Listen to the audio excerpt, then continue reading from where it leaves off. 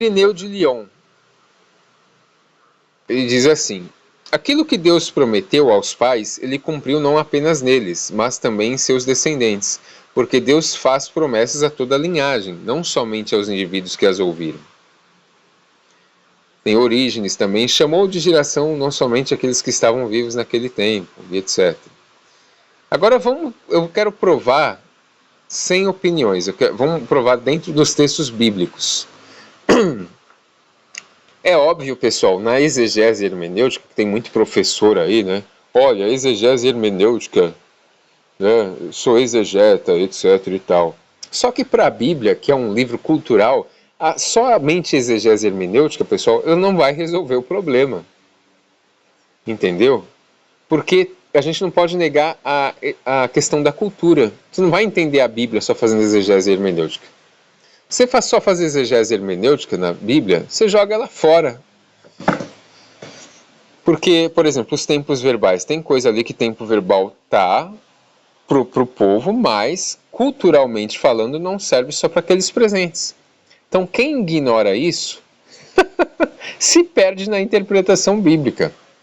Na exegese hermenêutica respeitamos, claro, tempos verbais e colocações, como vocês, nós e etc. Porém, quando se trata da Bíblia, que é um livro cheio de codificações, não podemos ficar só nisso. Pois os escritores ou o orador sempre se dirigia ao público de sua época, o incluindo nos acontecimentos. Isso é normal. Na verdade, eles sempre falavam como comunidade e não apenas pessoas da época. Eu vou dar exemplos aqui, textuais. Por exemplo, Deuteronômio 28, verso 1 diz assim: se ouvires, isso aqui é Moisés se dirigindo ao seu povo daquela época.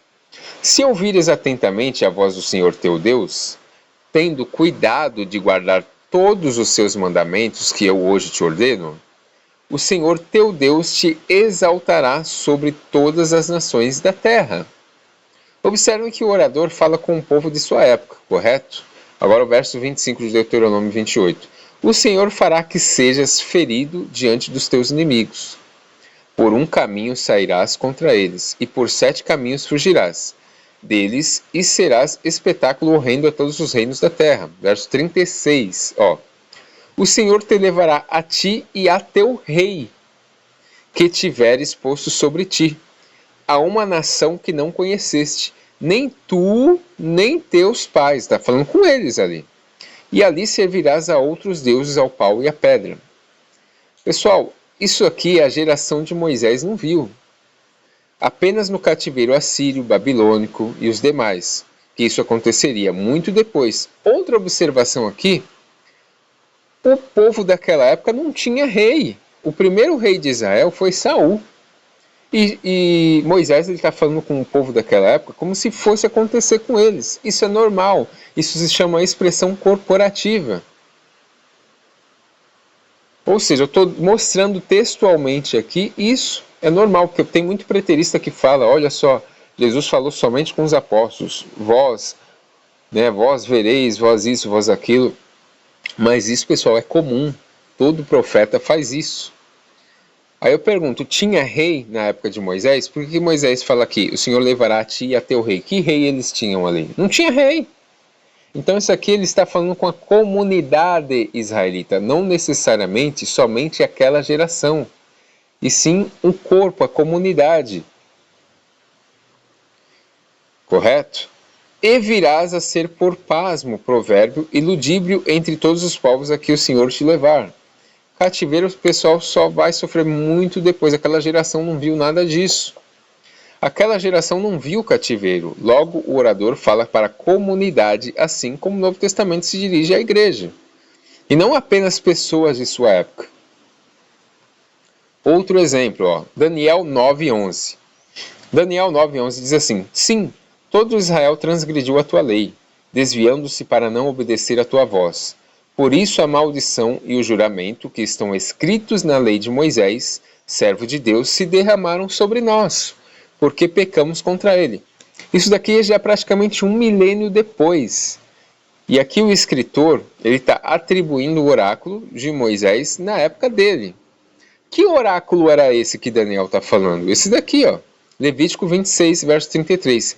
espalhar-vos-ei entre as nações, e desembainharei a espada atrás de vós, e a vossa terra será assolada, e as vossas cidades serão desertas.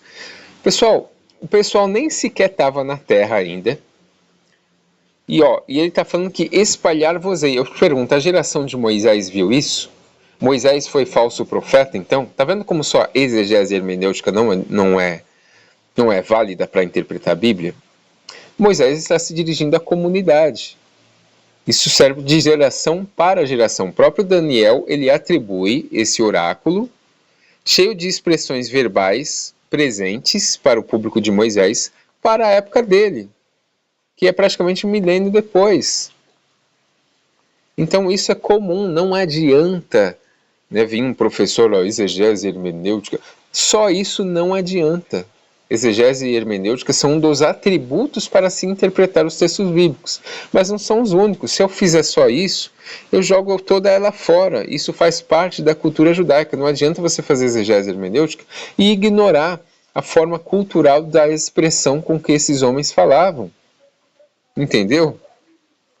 Por acaso a geração de Moisés sofreu o exílio? Não sofreu. Mas ele fala como se o povo presente da época fosse sofrer. Por quê? Porque é uma expressão corporativa.